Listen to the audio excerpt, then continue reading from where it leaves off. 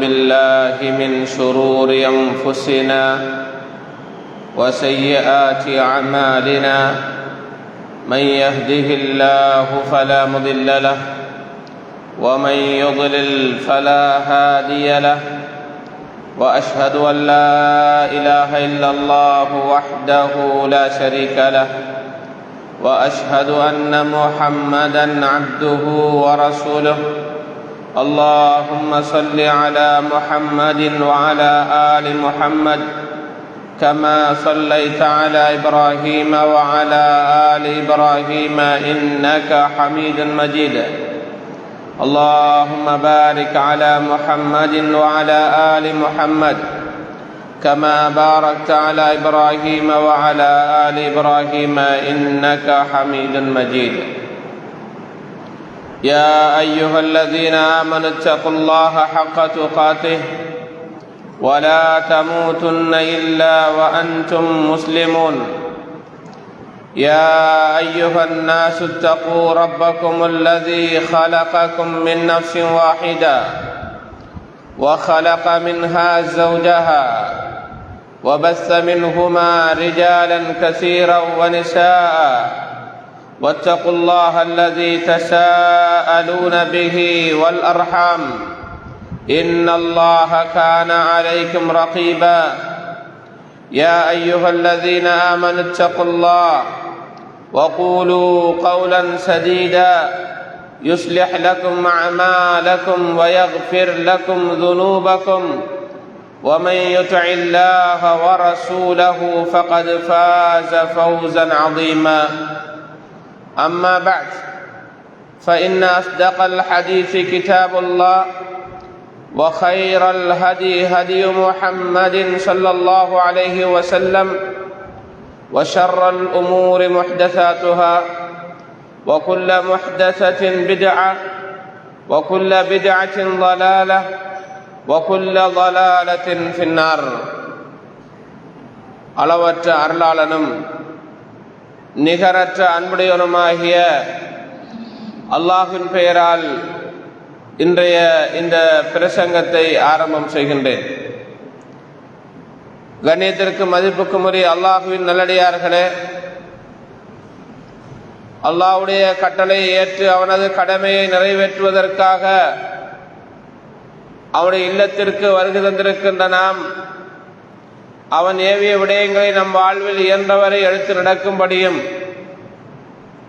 அவன் விலக்கிய விடயங்களை நம் வாழ்வில் முழுமையாக விலகிக் கொள்ளுமாறும் இந்த குத்துபாவின் ஆரம்பத்தில் நினைவுபடுத்திக் கொள்கின்றேன்.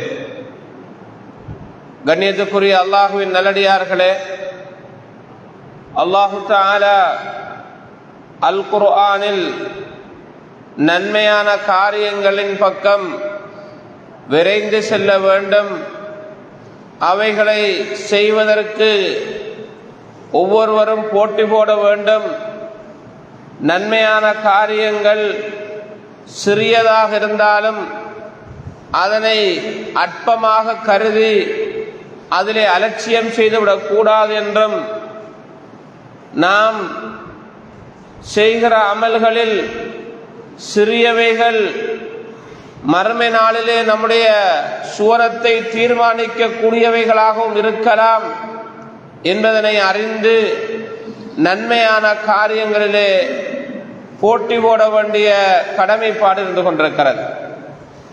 அல்லாஹு தஆலா அல் குர்ஆனிலே இந்த மனித சமுதாயத்திற்கு கட்டளையாக சொல்கிற ஒரு வசனம்தான் வசாரிஉ இலா மக்ஃபிரத்தின் மின் ரப்பிக்கும், உங்களுடைய ரப்பின் மன்னிப்பின் பக்கம் நீங்கள் விரைந்து செல்லுங்கள் என்று அல்லாஹு தஆலா குறிப்பிடுகிறார். அல்லாஹ்வுடைய மன்னிப்பின் பக்கமும் வஜன்னத்தின் அர்துஹஸ் ஸமாவாத்து வல் அர்த், வானம் பூமிகளை விட விசாலமான சுவனத்தின் பக்கமும் நீங்கள் விரைந்து செல்லுங்கள் என்று அல்லாஹு தஆலா குறிப்பிடுகிறார். இந்த சமுதாயத்தை வாருங்கள், விரையுங்கள், அதற்காக முயற்சி செய்யுங்கள் என்று அல்லாஹு தஆலா கட்டளையாக நமக்கு கட்டளையிட்டு நல்ல காரியங்களிலே கூடுதலாக செயல்படுத்துவதற்காக நம்மளை அல்லாஹு தஆலா இந்த கட்டளை இடுகிறார்.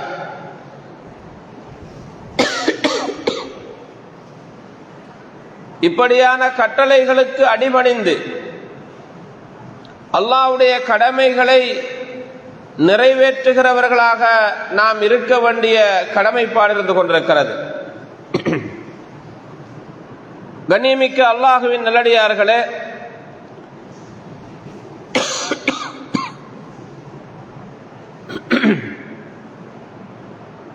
ரசூலுல்லாஹி ஸல்லல்லாஹு அலைஹி வஸல்லம் அவர்கள் குறிப்பிடுகிறார்கள்,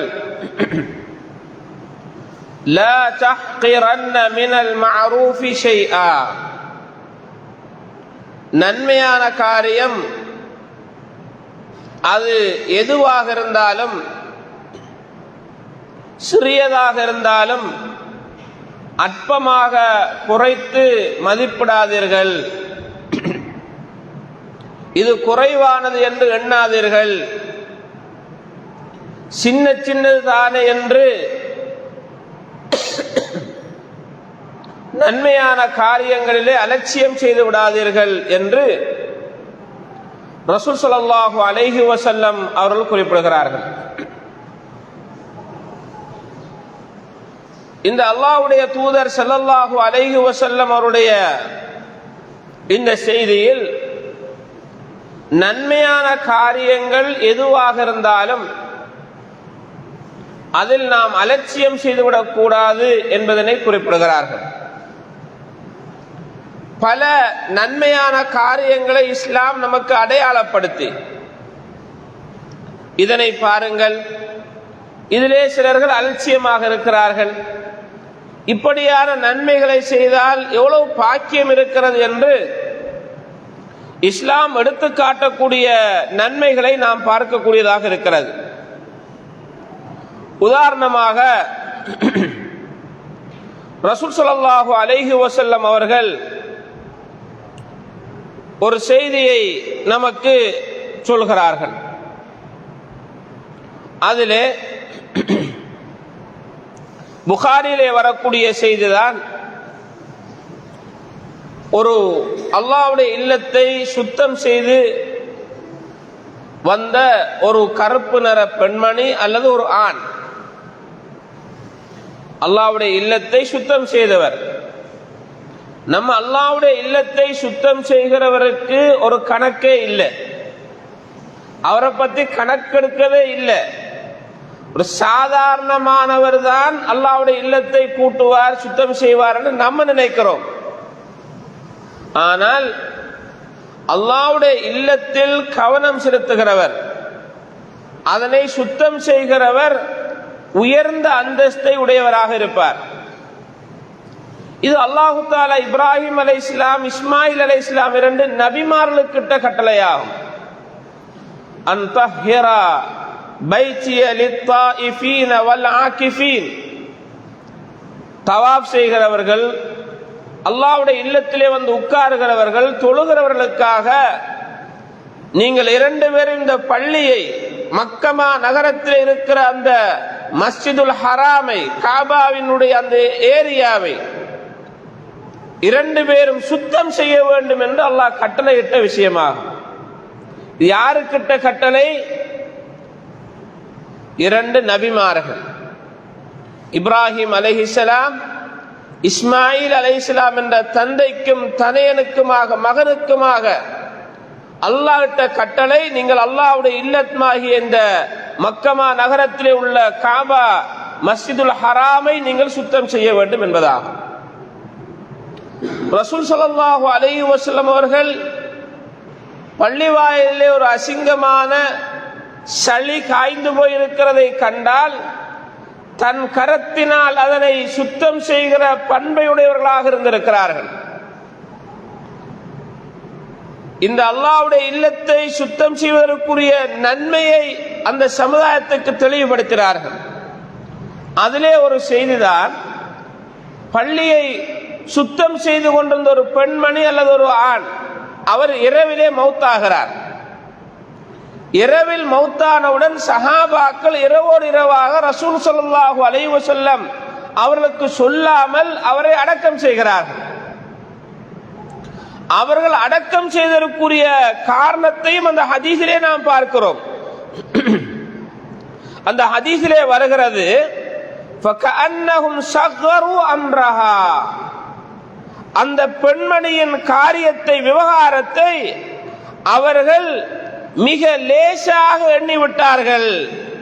அவர் பெண் தானே, அல்லாஹ்வுடைய இல்லத்தை சுத்தம் செய்தவர் தானே, இவரை பற்றி நாம் அல்லாஹ்வுடைய தூதருக்கு அறிவித்துத்தான் ஆக வேண்டுமா? இதை போய் ரசூலுல்லாஹ்ட்ட சொல்லி மௌத்தா போய்த்தா வாங்கண்டு பெரிய அல்லாஹ்வுடைய தூதரை கூப்பிட்டு அடக்கம் செய்யணுமா? நம்ம அடக்கம் செஞ்சிருவோம் என்று இரவோடு இரவாக அடக்கம் செய்து விட்டார்கள்.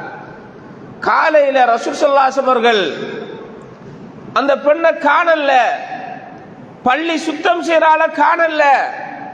நபி அவர்கள் விசாரிக்கிறார்கள், எங்கே அந்த பெண் என்று கேட்கிறார்கள். அல்லாஹ்வுடைய இல்லத்துக்கு பணிவிடை செய்த அந்த பெண்ணை தேடுகிறார்கள். சஹாபாக்கள் சொல்கிறார், அல்லாஹ்வுடைய தூதரே, இரவு மௌத்தாயிட்டாங்க, நாங்க இரவோடு இரவாக அடக்கம் செய்து விட்டோம் என்று ரசூல் ஸல்லல்லாஹு அலைஹி வஸல்லம் சொன்ன போது நபி அவர்கள் அந்த சஹாபாக்களை பார்த்து கேட்ட கேள்வி என்ன தெரியுமா? அஃபலா குன்தும் ஆதன்துமூனி, எனக்கு நீங்கள் அறிவித்திருக்க வேண்டுமே, ஏன் எனக்கு செல்லாமல் அந்த ஜனாசாவை அடக்கம் செய்தீர்கள்? அவங்க லேசா நினைச்சு ஒரு சாதாரணமான ஒரு ஆள் தானே, பள்ளி கூட்டுற ஆள் தானே என்று நினைச்சு நைட்ல அடக்கம் செஞ்சாங்க. ரசூலுல்லாஹ் கேட்கிறார்கள், எனக்கு நீங்கள் ஏன் அறிவிக்கவில்லை? சஹாபாக்கள் சொன்னார்கள், அல்லாஹ்வுடைய தூதரே, கடும் இருட்டாக இருந்தது, உங்களை அழைத்து வருவதற்கு நாங்கள் விரும்பவில்லை.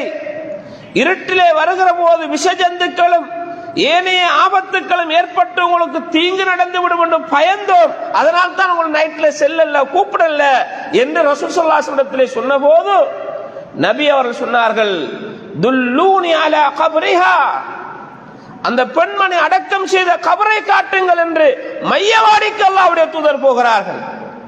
எவ்வளவு மகத்துவம்! நம்ம சின்ன வேலை என்று நினைக்கிறோம்.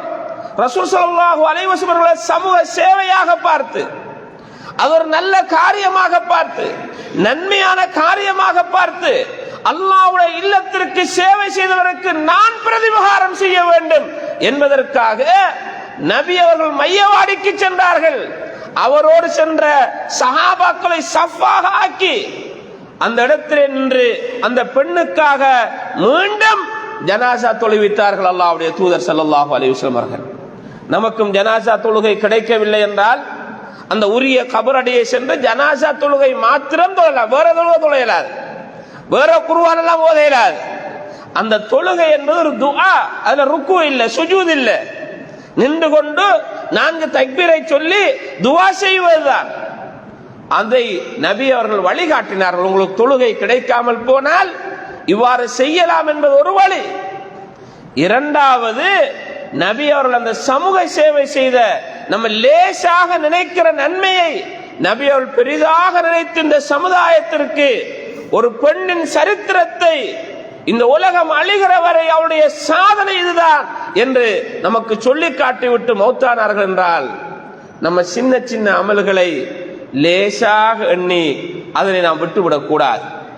இது லேசானது தானே, இது என்ன பெரிய வேலையா என்று நாம் சின்ன அமல்களை விட்டுவிடக் கூடாது என்று ரசூல் ஸல்லல்லாஹு அலைஹி வஸல்லம் சொல்கிறார்கள். நாம் பாதையால் போகிற போது பாதையிலே முட்கள், கற்கள், இடையூறு அடிக்கக்கூடியவைகள் எல்லாம் கிடைக்கும். நாம் போகிற போது பைஸ்கரை அடுத்த பக்கம் திருப்பி நம்ம போற வழி கணக்காரிக்கு போகலாம் நினைச்சு போயிடுவோம். ஆனால் அதனை அடுத்தவருக்கு இடையூறு அளிப்பதை விலக்கி வழி செய்து கொடுத்தால் அது ஈமானின் கிளைகளில் ஒன்று என்று நபி அவர்கள் சொல்கிறார்கள். இன்னும் ஒரு செய்தியை நபி அவர்கள் சொல்கிற போது, இன்னி ரஅய்து ரஜுலன் யதகல்லபு ஃபில் ஜன்னah ஃபீ ஷஜரத்தின் கதஅஹா, நான் ஒரு மனிதரை சுவர்க்கத்திலே புரண்டு புரண்டு இன்பம் அனுபவிப்பதை பார்த்தேன். சுவர்க்கத்திலே கடுமையாக இன்பம் அனுபவிக்கிறார்.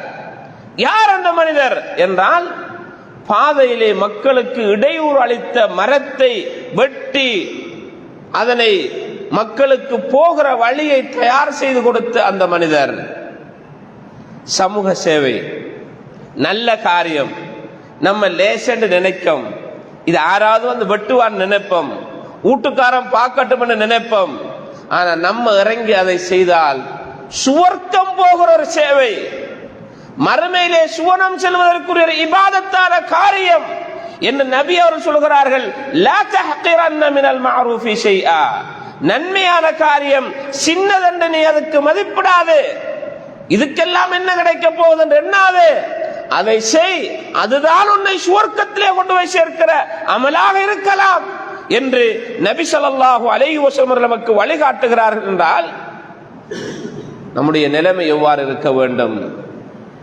வேறொரு செய்தி நபி ஸல்லல்லாஹு அலைஹி வஸல்லம் சொல்கிறார்கள், பைனமா ரஜுலுன் யம்ஷி பிதரீகின் வஜத ஹுஸ்ன ஷௌகின் அல தரீக். ஒரு மனிதர் பாதையால் செல்கிற போது ஒரு மரத்தின் கிளை பாதையிலே கிடப்பதை பார்க்கிறார். ஃபஅഖரஹு, பாதையிலே கிடக்கிற அந்த மரக்கிளையை அகற்றுகிறார், ஓரமாக்குகிறார். ஃபஷக்கரல்லாஹு லஹு ஃபகஃபர லஹு, அல்லாஹ் அவரை பாராட்டி அவருக்கு நன்மையை வழங்கி அவரின் பாவங்களை மன்னித்து விட்டான் என் நபி அவர்கள் சொல்கிறார்கள். இந்த செய்தி புகாரி முஸ்லிமிலே பதிவு செய்யப்பட்டிருக்கிறது. ஒரு ஆளுக்கு இடையூறு அளிக்கிற விடயங்களை அகற்றினால் அது அவருக்கு அல்லாஹ்வுடைய மன்னிப்பு கிடைத்து சுவனம் போகிற சுபசோபன செய்தியை நபி அவர்கள் சொல்கிறார்கள். மாறி அடுத்தவருக்கு தீங்கிழைக்கிற அளவுக்கு குப்பையை கொட்டினால், ரோட்ல மற்ற மக்கள் நடக்கிற பாதைகளை இடையூறு அளிக்கக்கூடிய அளவுக்கு குப்பைகளையும் நாற்றங்களையும் அசிங்கங்களையும் கொட்டி வைத்தால் இவருடைய நிலைமை என்ன? இவருடைய நிலைமை என்ன? அவர் அடுத்தவருக்கு துரோகம் செய்கிறார். நபி அவர்கள் சொன்னார்கள், பக்கத்து வீட்டுக்காரருக்கு நோவினை செய்யக்கூடாது. ஃபலா யுஸி ஜாரஹு மன் கான யுமினு பில்லாஹி வல் யௌமில் ஆகிர். அல்லாஹ்வையும் மறுமை நாளையும் யார் முழுமையாக சரியாக நம்பியிருக்கிறாரோ அவர் பக்கத்தில் உள்ளவருக்கு தொந்தரவு செய்யக்கூடாது என்று சொன்னார்கள். நம்பிக்கை சரியாக இருந்தால் அல்லாஹ்விலையும் மறுமையிலும் முழுமையான சரியான விசுவாசம், நம்பிக்கை, ஈமான் அவரிடத்தில் இருக்கும் என்றால் பக்கத்தில் உள்ளவர் யாருக்கும் தொந்தரவு செய்ய மாட்டார். அது பக்கத்து வீட்டுக்காரனாக இருக்கலாம், பக்கத்து ரோட்டாக இருக்கலாம், பக்கத்தில் இருக்கக்கூடிய தாயாக இருக்கலாம், பக்கத்தில் இருக்கக்கூடிய தந்தையாக இருக்கலாம், பக்கத்தில் இருக்கக்கூடிய பிள்ளைகளாக இருக்கலாம், மனைவியாக இருக்கலாம், நானாவாக இருக்கலாம், உறவுகளாக இருக்கலாம், சொந்தமாக இருக்கலாம், அடுத்த வீடாக இருக்கலாம், பக்கத்தில் இருந்து பிரயாணம் செய்கிறவராக இருக்கலாம். யாராக இருந்தாலும் அல்லாஹ்வையும் மறுமையையும் நம்பிக்கை கொண்டவன் பக்கத்தில் உள்ளவருக்கு துரோகம் செய்ய மாட்டான், அவனுக்கு அநியாயம் செய்ய மாட்டான், அவனுக்கு இடையூறு அளிக்க மாட்டான். இடையூறு அளிக்கிறான் என்றால் அவன் நம்பிக்கையில கொஞ்சம் குறைபாடு இருக்கிறது. இடையூறு அளிக்கிறான் என்றால் அவன் நம்பிக்கையில் குறைபாடு இருக்கிறது. ஈமானின் ஆக அடித்தளத்திலே உள்ளதுதான், ஆக குறைந்த ஈமான்ல உள்ள கிளைதான் பாதையிலே உள்ள பொருட்களை அகற்றுவதாகும். இமாத்தத்துல் அதா அனி தரீக், பாதையிலே உள்ள மக்களுக்கு இடையூறு அளிப்பதை அகற்றுவது ஈமான்ல ஆக தாழ்ந்த நிலைமை என்று நபி அவர் சொல்ல. அதுவே இல்லைண்டா இப்ப உயர்ந்ததெல்லாம் எங்க வரப்போகுது நம்மகிட்ட? இவ்வாறு நபி அவர்கள் ஒவ்வொரு விஷயமாக இந்த சஹாபாக்களை சொல்லி, நன்மையான காரியம் சின்னது பெருசென்று பார்க்காதங்க. முன்னொரு காலத்தில் நடந்த சம்பவத்தை நபி அவர்கள் சொல்கிறார்கள். பெரிய பெரிய தவறு செய்த ஒரு பெண், ஆனால் அவள் அல்லாஹ்வுடைய மன்னிப்பை பெற்று சுவனம் நுழைகிறாள். எதனால் தெரியுமா? அவள் செய்த ஒரு சேவை. ரசூல் ஸல்லல்லாஹு அலைஹி வஸல்லம் சொல்கிறார்கள், ஒரு மனிதர் அன்ன ரஜுலன் ரஆ கல்பன் யأكل الثرى من العطش, ஒரு மனிதர் ஒரு நாய் தாகத்தோடு இருப்பதை பார்க்கிறார். ஒரு நாய், ஒரு உயிரினம் தாகத்தோடு இருப்பதை பார்க்கிறார். அவர் வழியிலே வரும்போது கடும் தாகத்தோடு வந்தார். தன்னுடைய தாகத்தை தணிப்பதற்கு எங்க தண்ணீர் கிடைக்கும் என்று தேடி தேடி வருகிற போது ஒரு கிணத்தை பார்க்கிறார். எவ்வளவு சந்தோஷமா இருக்கு. கிணத்தை பார்த்தா அல்றதுக்கு ஒரு பாத்திரமும் இல்லை, வாளியும் இல்லை, ஒன்றும் இல்லை. அவர் கிணத்துக்கு இறங்கி கஷ்டப்பட்டு இறங்கி தண்ணியை குடிச்சிட்டு வெளியே வாரார். ஒரு நாய் தன் நாக்க வெளியில போட்டு அந்த மண்ணை நக்கி கொண்டு நிற்கிறது. அந்த மனுஷன் உள்ளத்துல வந்த இரக்கம் என்ன தெரியுமா? எனக்கு எப்படி அல்லாஹ் இந்த தாகம் வந்து கஷ்டப்பட்டு நான் இவ்வளவு இந்த உணர்வுகளை உணர்ந்தேனோ அதுபோலதான இந்த உயிரும் கஷ்டப்படும் தாகத்தோட என்று எண்ணி அந்த மனிதர் மீண்டும் கிணத்துக்கு இறங்கி தன் சப்பாத்துக்குள்ள தண்ணியை நிறைச்சி வாயில் எடுத்துட்டு வாரார். எதுக்காக? ஒரு உயிரை காப்பாற்றுறதுக்காக, ஒரு உயிரை காப்பாற்றுவதற்காக வெளியில் எடுத்து வருகிறார். அந்த நாய்க்கு தண்ணீர் கொடுத்ததனால் அல்லாஹ் அவரை பாராட்டுகிறான், அவருக்கு மன்னிப்பை வழங்குகிறான். அவரை சுவனத்திலே நுழைவித்து விட்டார் என்று நபி அவர்கள் சொல்கிறார்கள். என்றால் ஒரு உயிரை நாம் சாக வைக்க கூடாது, அதற்குரிய உரிமைகளை கொடுக்க வேண்டும். வீட்டிலே நாம் வளர்க்கிற செல்ல பிராணிகளாக இருந்தாலும் சரி, வீட்டிலே உள்ள நாம் வளர்க்கிற மிருகங்களாக இருந்தாலும் சரி, இதுக்கு நன்மை கிடைக்கும் என்றிருந்தால் நம்முடைய அம்மா அப்பாவுக்கு சாப்பாடு போட்டா நன்மை கிடைக்காதா? சுவர்க்கம் சகோதரர்களே, நிச்சயிக்கப்பட்ட ஒரு விஷயம். ஒரு நாய்க்கே தண்ணீர் கொடுத்து சுவனமாம் என்றால், ஒரு தாய்க்கு, ஒரு தந்தைக்கு, ஒரு நானாவுக்கு, ஒரு சகோதரிக்கு, குடும்ப உறவில் உள்ளவருக்கு நம்ம சாப்பாடு கொடுத்து அவர்களை நம்முடைய அரவணைப்பிலே வைத்திருந்தால் நிச்சயமாக அல்லாஹ் சுவர்க்கத்தை தருவார். நம்ம ஈமானோடு இருந்தால், நம்ம தொழுகையாளியாக இருந்தால், நம்ம இபாதத்தாளியாக இருந்தால், ஏதோ ஒரு வழியில இந்த நன்மையால் அல்லாஹ் நம்மளை சுவர்க்கத்தை கொண்டு சேர்த்துருவார். நம்ம பெருசாக செய்யணும் என்று எண்ணிட்டு இருந்தால் ஒன்றும் செய்ய மாட்டோம். சின்ன சின்ன அமல்களை நீங்கள் லேசாக நினைத்து அதை நீங்கள் லேசாக கருதி விட்டு விடாதீர்கள் என்று ரசூல் ஸல்லல்லாஹு அலைஹி வஸல்லம் அவர்கள் இந்த சமுதாயத்திற்கு வழிகாட்டுகிறார்கள். ஒரு மனிதனுடைய உயிரை மலக்குமார்கள் கைப்பற்றுகிறார்கள். முஸ்லிமிலே வரக்கூடிய செய்தி, முன் சென்ற சமுதாயத்திலே உள்ள ஒரு மனிதரின் உயிரை கைப்பற்றிய போது அந்த மலக்குமார்கள் அந்த உயிரோடு பேசுகிறார்கள். அந்த மனிதரை பார்த்து கேட்கிறார்கள், அமில்த மினல் கைரி ஷையா, ஏதாவது கைறுகள் நன்மைகள் என்னமோ செஞ்சிருக்கீங்களா என்று கேட்காங்க. அப்ப அவர் சொல்றார், அப்படி விசேஷமாக நான் ஒன்றும் செய்யல, விசேட அமலாக நான் ஒன்றும் செய்யல. அந்த மலக்குமார் சொல்கிறாள், ததக்கர், கொஞ்சம் யோசிச்சு பார்த்து சொல்லுங்க, கொஞ்சம் யோசிங்க என்று அந்த மலக்குமார்கள் சொல்கிறார்கள். அந்த மனிதர் சொல்கிறார், அப்படியாக இருந்தால் நான் ஒரு கஷ்டப்பட்டு கடன் கொடுத்த ஒருவர் கடன் கேட்டார், கடன் கொடுத்து அவர் கஷ்டப்பட்டு கொண்டிருந்தார், அவருடைய கடனை தள்ளுபடி செய்திருக்கிறேன். நல்ல வசதிக்காரனாக இருந்தார், அவருக்கு டேட்டை பிற்படுத்தி கொடுத்திருக்கிறேன். ரெண்டு வேலை செஞ்சீங்க. ஒன்று வசதிக்காரால் கடன் வாங்கியிருக்கார், வசதிக்காரால் அவர் வந்து இந்த டேட்டை கொஞ்சம் பிற்படுத்தி தாங்கன்னு கேட்டோட நான் சண்டை பிடிக்கல, உன்னோட வசதி இருக்கு, பணம் இருக்கு, ஏன் தரல, சண்டை பிடிக்கல, டேட்டை பிற்படுத்தி கொடுத்தேன். வசதி இல்லாத ஒருவர் கஷ்டப்படுகிறார், அவர் கடன் தருவதற்காக கடுமையான நிலையில் இருக்கிறார், தர முடியாத நிலையில் இருக்கிறார், அந்த கடனை நான் தள்ளுபடி செய்தேன். மலக்குமார்கள் சொன்னார்கள், நீங்க மனிதனுடைய விஷயத்துல உங்களுக்குள்ள உள்ள விஷயத்தை நீங்க தள்ளுபடி செய்யலாம் என்றால், அல்லாஹ் உங்களுடைய தவறுகளை எல்லாம் தள்ளுபடி செய்து உங்களுடைய பாவத்தை மன்னித்து விட்டான் என்று நபி ஸல்லல்லாஹு அலைஹி வஸல்லம் சொல்கிறார்கள். என்றால் மனித நேயத்தோடு, மனிதாபிமான அடிப்படையோடு, அடுத்தவரின் நிலையை புரிந்து வாழுகிற மனிதனுக்கும் அல்லாஹ் மன்னிப்பை வழங்குகிறான். என்று ரசூல் ஸல்லல்லாஹு அலைஹி வஸல்லம் சொல்கிறார்களே, நம்மளும் இதுல நன்மை இருக்கிறது, மறுமையில சுவனம் இருக்கிறது என்று தாராள தன்மையோடு நடந்து கொள்ள வேண்டிய நிலைப்பாடு நமக்கு இருக்க வேண்டும். அதற்காக கடன் வாங்கியவர்கள் எல்லாம் இந்த ஹதீஸை சொல்லி சொல்லி கடனை கொடுக்காம இருப்பதும் இல்லை. இந்த ஹதீஸை சொல்லி சொல்லி அதை கொடுப்பதற்கு நேரம் வர வர இழுத்தடிப்பதும் அல்ல. அது அவர் விரும்பணும். எனவே இப்படியான நல்ல காரியங்களை நம் வாழ்வில் உருவாக்கி கொள்கிற போது உயர்ந்த நிலை கிடைக்கும். எனவே சின்ன சின்ன விஷயங்கள்ல கூட நம்ம இதெல்லாம் என்ன கிடைக்க போகுது என்று எண்ணாதீர்கள். அதால சில நேரம் நமக்கு சொர்க்கம் கிடைக்கலாம்.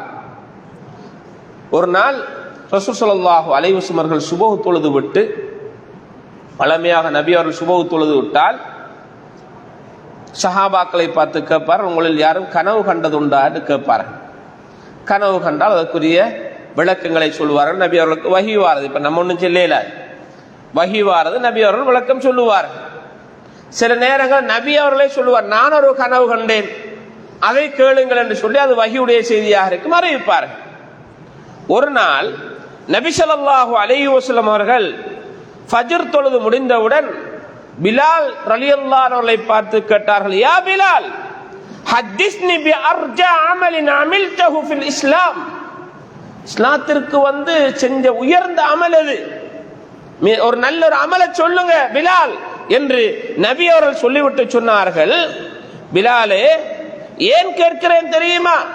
فإني سمعت دفن عليك بين يدي في الجنة. சுவர்க்கத்திலே எனக்கு முன்னால் உன் பாதனை சத்தம் கேட்பதை நான் உணர்ந்தேன், செவிமடுத்தேன். இதுதாப்பா எனக்கு முன்னால ஒரு சுவர்க்கத்தில் போற மாதிரி சத்தம் கேட்கிறது. அது யார் என்று பார்த்தால் பிலால் தான். பிலாலை என்னாமல் செஞ்சீங்க சொல்லுங்க. பிலால் ரலியல்லாஹு அன்ஹு அவர்கள் சொல்கிறார்கள், அல்லாஹ்வுடைய தூதரே மா அமில்து அமலன் அர்ஜா இன்தி அன்னி லம் அத்தஹர் துஹூரன் ஃபீ சாஅத்தின் மினல் லைல் அவ் சாஅத்தின் மின் நஹார்.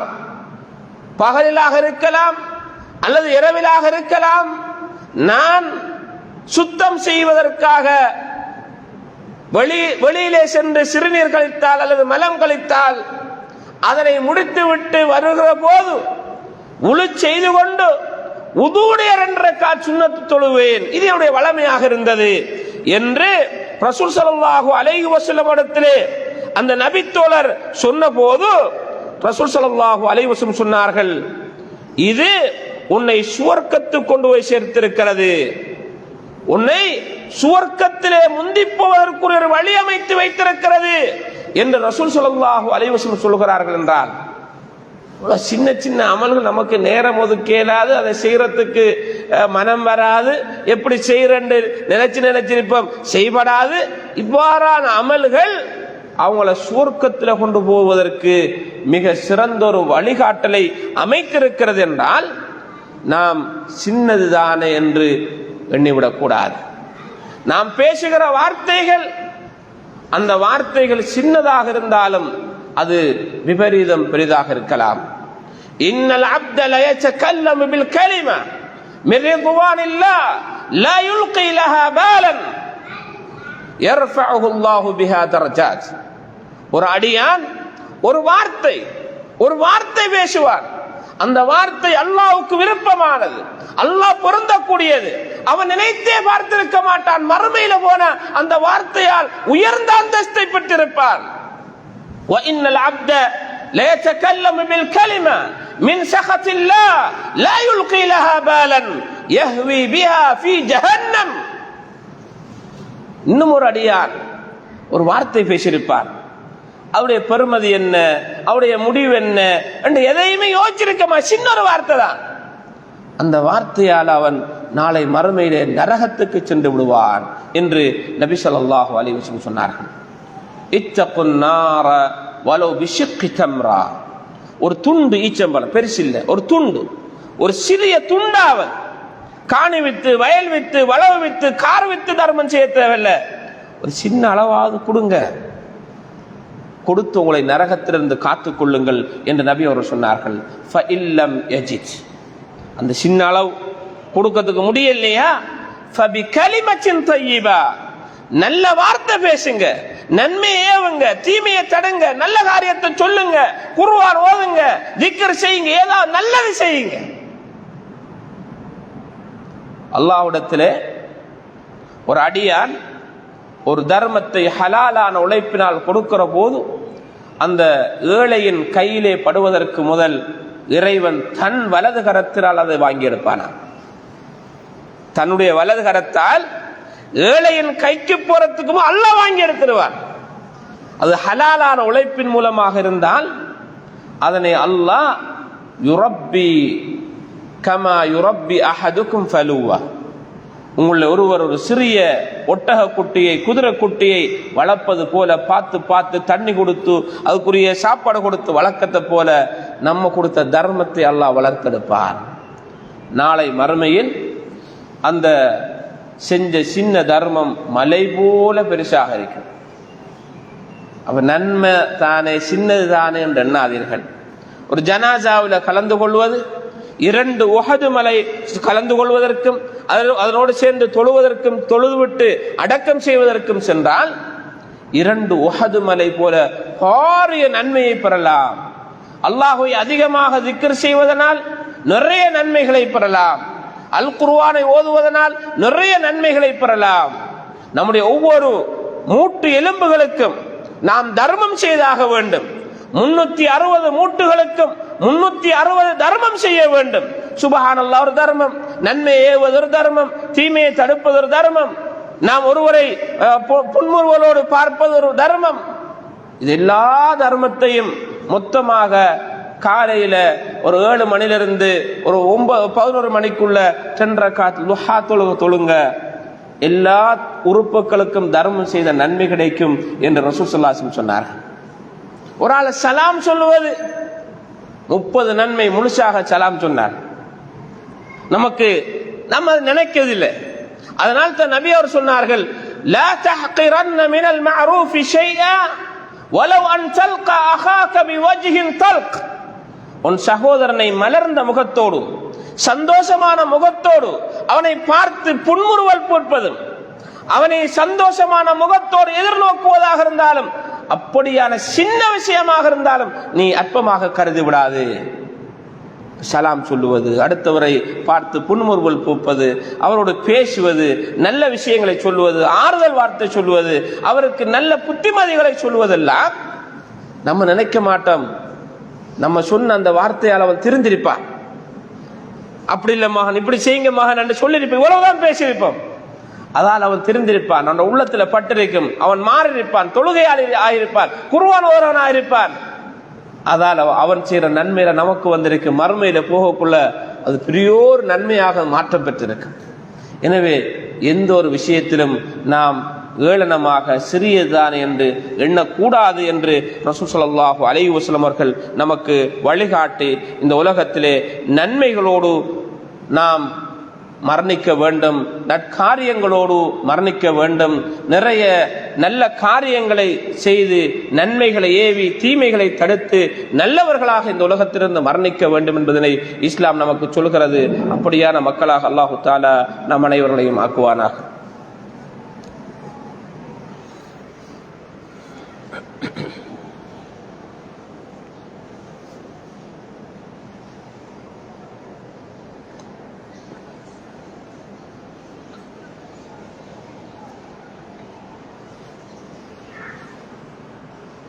الحمد لله على إحسانه والشكر له على توفيقه وامتنانه وأشهد أن لا إله إلا الله وحده لا شريك له تعظيما لشأنه وأشهد أن محمدا عبده ورسوله الداعي إلى رضوانه وعلى آله وأصحابه ومن سار على نهجه ومن تبعهم بإحسان إلى يوم الدين. أما بعد. கண்ணியத்துக்குரிய அல்லாஹுவின் நல்லடியார்களே, நாம் இருக்கின்ற இந்த மாதம் ஒரு புனிதமிக்க மாதமாகும். இஸ்லாமிய மாதத்தின் 1447 ஹிஜ்ரி ஆண்டின் முதலாவது மாதத்தின் பிறை 8 நாம் இருந்து கொண்டிருக்கிறோம். இன்ஷா அல்லாஹ் நாளை மறுதினம் 2 தினங்களிலும் நோன்பு நோக்க வேண்டிய தினங்களாகும். இந்த தினங்களை பற்றிய சிறப்புகள் பல தடவைகள் நீங்கள் கேட்டிருப்பீர்கள். ரசூல் ஸல்லல்லாஹு அலைஹி வஸல்லம் அவர்களிடம் சுஇல ரசூலுல்லாஹி ஸல்லல்லாஹு அலைஹி வஸல்லம் அன் ஸௌமி யௌமி ஆஷூரா ஃபகால யுகஃபிரு ஸனத்தல் மாதியா. ரசூல் ஸல்லல்லாஹு அலைஹி வஸல்லம் அவர்களிடம் ஆஷூரா தினத்தில் நோன்பு நோற்பது பற்றி கேட்கப்பட்ட போது நபி அவர்கள் சொன்னார்கள், சென்ற ஒரு வருடத்தின் சிறிய பாவங்களை மன்னிக்கும் என்றார்கள். சென்ற ஒரு வருடம் என்றால் 365 நாட்களின் பாவங்கள் மன்னிக்கப்படுவதற்கு ஒரு நாளைய நோன்பு சமன் என்று ரசூல் ஸல்லல்லாஹு அலைஹி வஸல்லம் அவர்கள் சொல்லி, இந்த நாளில் நீங்கள் நோன்பு நோக்க வேண்டும் என்று நபி அவர்கள் வழிகாட்டினார்கள். அதுதான் 10வது தினமாகும், ஞாயிற்றுக்கிழமை. 9வது தினத்தை பார்த்து நபி அவர்கள் சொன்னார்கள், லஇன் பகீது இலா காபிலின் லஅஸூமன்ன தாஸிஅ. ரவாஹு முஸ்லிம். நபி அவர்கள் சொன்னார்கள், நான் எதிர்வரும் காலம் உயிரோடு இருந்தால் 10ஓடு சேர்த்து 9ஐயும் இணைத்து பிடிப்பேன் என்று இந்த சமுதாயத்துக்கு வழிகாட்டினார்கள். அதற்காகத்தான் நாம் 9வது நோன்பையும் நபி அவருடைய கட்டளையின்படி பிடிக்கின்றோம். 10வது நோன்பு நோற்றதற்குரிய காரணம் உங்கள் எல்லோருக்கும் தெரியும். நபி ஸல்லல்லாஹு அலைஹி வஸல்லம் அவர்கள் அந்த செய்தியை நமக்கு தெளிவுபடுத்தியிருக்கிறார்கள். நபி மூசா அலைஹிஸ்ஸலாம் அவர்களை ஃபிர்அவுன் என்ற கொடுங்கோல் மன்னன் தாக்குவதற்காக, அழிப்பதற்காக அவர்களை விரட்டி வருகிறார். விரட்டி வருகிற போது முன்னால் கடலையும் பின்னால் எதிரியையும் சந்திக்கிறார்கள்.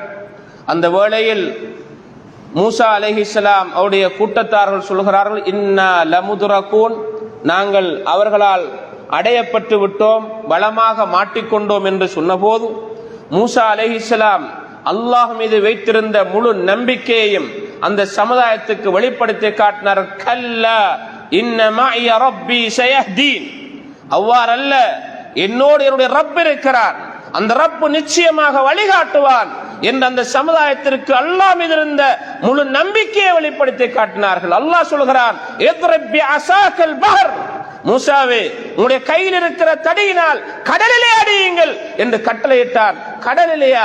ஏன், எதுக்கு? பின்னால் எதிரிகள், முன்னால கடல் அடிக்க செல்கிறாயே அல்லாஹ் என்ன என்று கேட்கல, அடித்தார்கள். பாதை அவர்களுக்கு வழியாக திறந்து கொடுக்கப்பட்டது. கடலிலே செல்கிறார்கள்.